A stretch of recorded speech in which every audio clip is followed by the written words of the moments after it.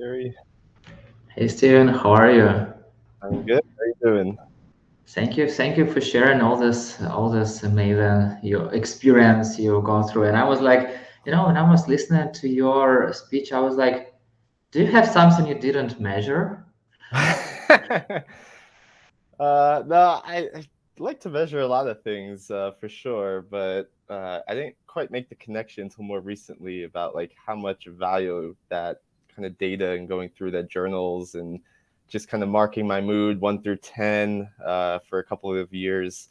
I didn't really see what the bigger picture. I guess I was just kind of like, oh, okay, today I feel like a 5. Today I feel like an 8. Today I feel like a 7. But when I kind of put together that big picture kind of viewpoint, it was like, okay. And I started to recognize some of those patterns of what was I doing when I was in kind of those lows? What was I thinking? And was I being grateful? Was I being hard on myself? Was I comparing? And a lot of those kind of patterns started to emerge. And the same thing for those upper days where I was being more grateful and appreciative and all of those good things. So it wasn't until I kind of started to make some of those connections that the real like aha moment started to emerge. Okay, and I have definitely some questions for you, but I can see there are some people with us. So welcome to the Q&A session with Steven Panza, and this is your chance to ask them and to expand on anything you learned during their talk. And feel free to use the chat throughout the session. And if you want to ask a question, you can head to the Q&A tab on the right side of your screen. And while there, you can upvote questions, reply to them, or submit your own. And while we waiting for questions, I'm really curious, how did you learn that? How did you start measuring everything? It was kind of a progressive journey, I would say. I have written journals all the way back to middle school for me, which is, geez, at this point, almost 20 years ago. And I just always was reading back periodically and kind of seeing what I was like back then and all of those thoughts. And I kind of mentioned during the talk, like these big insurmountable things that I thought were like weighing me down so much turned out to be like such a little thing in the grand scheme of things. So that's where I started to like really become a believer in journaling and kind of do it more consistently throughout.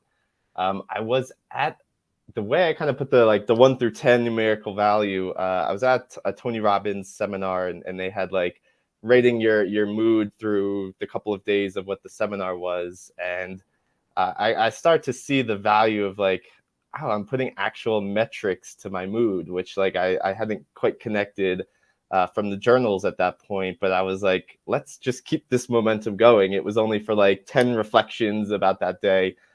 But as I started to put in, it's kind of hard to quantify the numbers even because you're like, oh, I'm like really feeling like maybe a 4 or a 5, maybe a little bit lower. But then that like perfectionism voice in your head, or like, no, I'm so much better than that type of thing. It's like, oh, it's hard to even press that 4 on a key, but like I have to be like honest with myself and be congruent. So like even just the process of even just putting a numerical value on it, which is only like one part of it, but like even just that is so reflective for me because it's like, well, why am I feeling a 4? If I'm gonna like type that number, can't I just like snap it up and like do something? So what I also recognize is just like by the process of journaling and getting some thoughts down and rating myself, it already kind of like gave me perspective because like, geez, there's so much like going on in the world and like things like that, and I'm very grateful for a lot of what I have.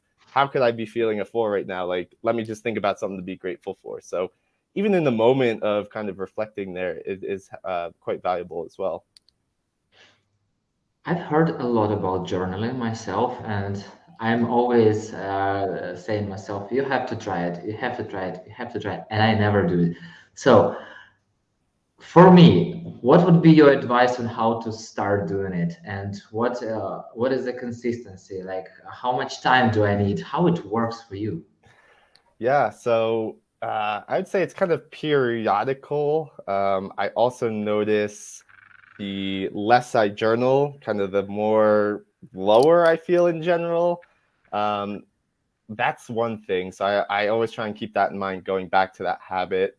The other thing is like not being hard on yourself and kind of kick you. Oh, I didn't journal for a couple of weeks or even a month or so. There's definitely times where I've gone, months gap where I'm not doing it. But I always say like, get back on the train, get back on the train. I don't know where that came from, but any habit I have that I see kind of like falling off, I'm always just trying to encourage like, get back on the train. Just do it once. Just do it for 5 minutes. So that helps a lot. I also, again, that metrics freak, but like track how many times I'm journaling per week. I've done that before. Try and do at least 3 per week. Start with just one sentence. Like, let me just write 1 or 2 sentences, and then the kind of momentum starts. People can schedule, every Friday I'm going to do a reflection, or every in the morning, just kind of baking it into the habits as well. So like, we start our day, if you're in like me, often just hop on email, kind of go through that. So that's a habit. We check our email first. Can we squeeze in some creative writing or some journaling right into that habit? Instead of writing an email, write yourself an email type of thing. So like squeeze right into the habits that you're already having. Yeah. And also, you talked about comparing yourself to others. So tell me more about that. Tell me more about connection of comparing yourself and journaling. So did it become better? Did it become easier for you to deal with comparison, or it starts to be harder? Like how it works? I think it's just human nature to compare ourselves. I don't think that's anything that's ever going to stop. I think there's empowering ways to kind of compare yourself as like, I strive to achieve or be or grow or whatever. I think that's kind of an empowering comparison. But some of those disempowering, I try not put so much heaviness on it and kind of just like laugh at it. So even just before, today, when we're starting this great conference, I'm like, oh my God, how do I compare it to the other speakers? Like, is it going to be as impactful? What's going to happen? So automatically, you kind of just inherently compare yourself to others. But I'm like, no, this is who I am. I'm going to bring my voice. If people resonate with other talks more or whatever, that's fine. So I kind of just laugh at myself, so to speak, in some ways of like, what a funny thought. Like, who cares? It's not that big of a deal. I think that's the biggest thing overall from the journals is like, everything isn't as serious as you think it is in the moment. If I had written a journal entry before this conference or like right up, Selena gave like an amazing talk, I would have been, oh my God, how do I compare? Da, da, da, da. But even just like that process of recognizing that and kind of just being kind to yourself, kind of laughing it off. We all have our own kind of journeys of where we are and just recognizing that. So I think always having that kind of perspective in mind, and kind of being kind to yourself is definitely what I've learned during those comparison moments. And I can see Stephanie sharing in the chat, like, these are such helpful tips. Love the idea of making a habit simple start, and love how journaling gives you perspective to those peaks and valleys in your life and comparison moments. So, Stephanie, if you have any questions to Steven, jump right in. Like, that's exactly this Q&A session for this. And I would love to hear questions from you. And also, Steven, you talked about making a habit. So, do you have also any triggers? For example, like, oh, hey, I have the conference today, so tomorrow I will definitely do journaling. Or it's just like, or it's connected to something else. Hmm. How it works? It's an interesting question. I don't think it's that kind of like cause and effect, I wouldn't say. A lot of it is just kind of reflecting and just knowing and being kind of like aware of my moods and things like that. Self-reflective of like, okay, I need to get a journal out because there's like some stuff that are just swirling in my head. That's often what triggers me is like the need to do it in some ways, or like the need to like, oh, I'm having a really grateful moment. Like the last weekend was really cool. Like I want to make sure I capture that. And just going through them, especially those high moments or those peaks, there's so much stuff that I've like done that I've completely like forgotten about, and I'm like, oh yeah, that was like such a cool day. Like I went on this really cool hike, or like I did this or I did that, and it just kind of reinforces that habit. The more you kind of read back and kind of reflect. So I love to do like big kind of reflectionary things. I would say like maybe once a quarter, where I just like pick a random year of like, hey, it's January 24th. What was I doing January 24th in 2016? Like, where was I? Where was my life at? What were my big problems I was facing at that point? Or what were the good things in my life? Or what were those like big things that like, where does that path lead?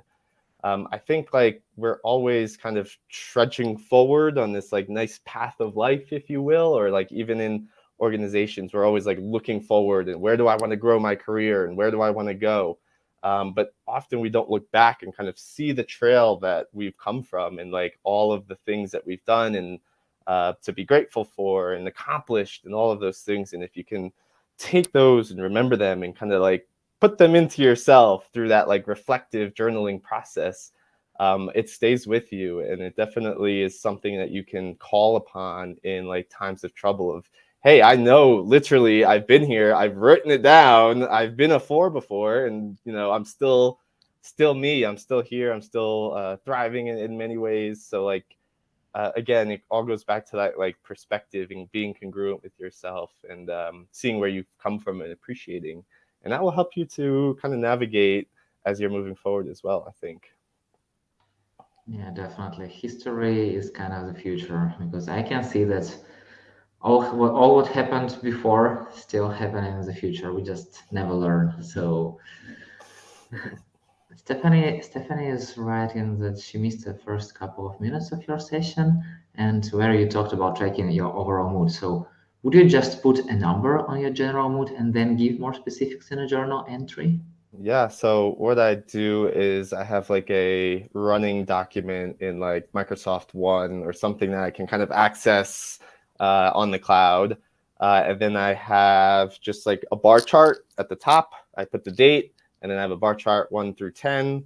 And then I highlight the number I'm feeling at that particular moment, kind of reflecting upon it. And I just do like a little highlight. So if I'm scrolling, I can kind of see the color of it.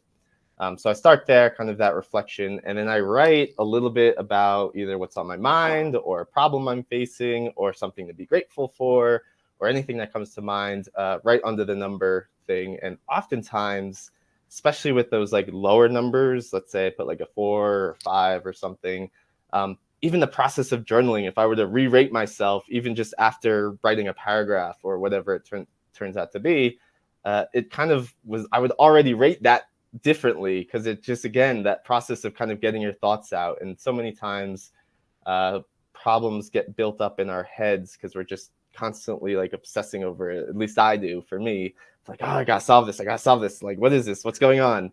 And the process of putting it onto paper kind of like gives that crazy voice in your head the presence and the voice that it's like craving to have. And sometimes you just like write it down and that was the voice and it's out there now, and then you can kind of just let everything go. So it's like you observe Edgar Tolle, if you're familiar with that author and things like that, but he has this like metaphor of like these anxious thoughts or these like comparison thoughts or anything like that.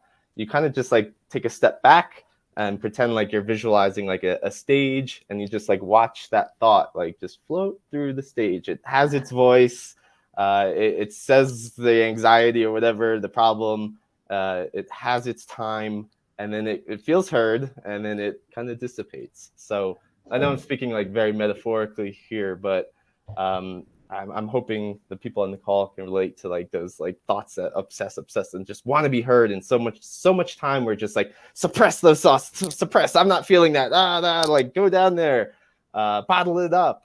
But if you just kind of allow that voice to be heard and don't judge it and just like, oh, this is what I'm experiencing at this particular moment in time, it tends to just soften almost everything. But it sounds easy to take a step back and watch everything. But how does it feel for you in practice? Like I said, like even just the process of kind of writing it down tends to take the heaviness away from it. So definitely feel a little bit more renewed or energetic. And it's not always that happens. Sometimes I'm writing and it's like, oh, okay, that's just sparked three other things. So like, what does that mean? So everything I'm just always asking like why or like what does it mean? So always trying to like assess kind of those moods and patterns. Got it. But still, when you are talking about it, it feels super easy. But I know myself, it's really hard. So for me, definitely like to understand what is going on, like, and to do this step back and see yourself from another perspective. Like, it's definitely not easy. So kudos to you for making the system work for you. And I can see that Stephanie is writing that she loves the whistle of thoughts on a stage. Stephanie, thank you very much for your comments. If you have more questions, please ask. And I had I had a few more questions. So, have you ever gave up doing it? Like, I don't know, for 3 6 months, maybe a year. Did you ever done? Have you ever done a big break before your journaling in between your journaling sessions? Yeah, there's definitely some gaps in there. Some years have like 100 entries, some years have like 20. It's kind of just random, to be honest, unless I'm like really deliberately trying to do it like either every day or every other day, which has its pros and cons. You know, you can use it to how you seek valuable. But like I said before, like I do notice the less I journal, the more kind of chaotic things turn to be a little bit. Just for me, kind of getting that down is the peacemaker in my life, so to speak. So yeah, that's happened to me before, where I've gone 3 6 months without it. What I've also kind of recognized is that when things are going really well, I tend to journal less. So it's almost like we take gratitude and good things for granted, and it's like, oh, I want to go and vent. So that, which Yeah. is has its own merits and value, of course, in terms of like processing things and getting that perspective. But I do tend to notice that I write less when things are going good, which is weird or a data point in itself. But yeah, just if you have those gaps, just always for me, I'm always like, oh, get back on the train, or like let's pick this up again. It's really important. So um, to say like, oh, I haven't done it for 3 months now, like forget it, I'm never gonna do it again, type of thing, like that maybe crosses my mind at first, but then I kind of just like, no, like what do you say? And so always opportunity to jump back on. And like what you're explaining is very similar. It's like experience of a community builder.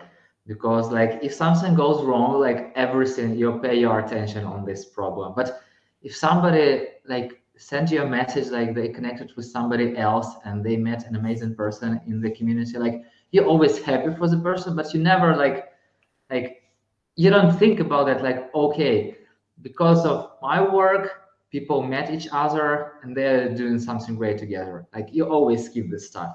Like you always, like I'm talking about myself, so I'm always like, oh, what am I done wrong, what am I done wrong? But then like we always have to, as you told, we don't have to skip these good moments, because like what's the point of the statistics if you like have only downs and no ups?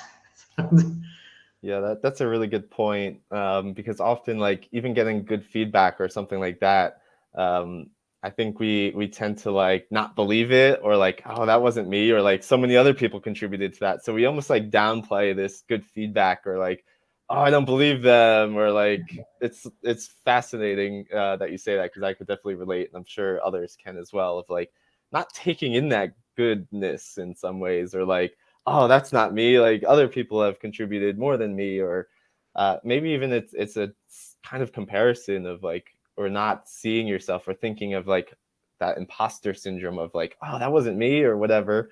But I think like the more you can even just journal about the good things, it tends to make it easier to kind of take it in and be like, oh, okay, that was me. Like I did do cool stuff, or like I did connect those two people, and now these great things are happening. So the more you can kind of get used to incorporating good stuff into your everyday existence, I think is quite powerful as well. To your point, Yuri. More and more you are sharing info about journaling. I understand how the rose thorn bud thing that we have in Cultivators community Slack chat every Friday. So it's kind of journaling The because you rosebud say thorn, something. yes, exactly. Yeah, you say something good. You say something like what you are afraid of, or maybe why you suffer, and you say something for the future. So it's totally, it's very similar experience. So, and I'm always happy to read your thoughts there because I will also count it as a part of your journaling. So. Very cool. Yes, and Steven, we already have 20 minutes past. So thank you very much for being here. Thank you very much for your speech. Thank you very much for being an amazing cultivator and sharing your story. I'm always happy to meet you. Thank you, Stephanie, and all who watched us. And we continue conference, and you can always meet Steven. And I know that Steven is an amazing person. So if you have any questions, where to reach out to him on LinkedIn, on Cultivator Slack space, or even during this conference. So once again, Steven, thank you very much and talk to you soon. See Thank ya. you. Bye bye. Bye.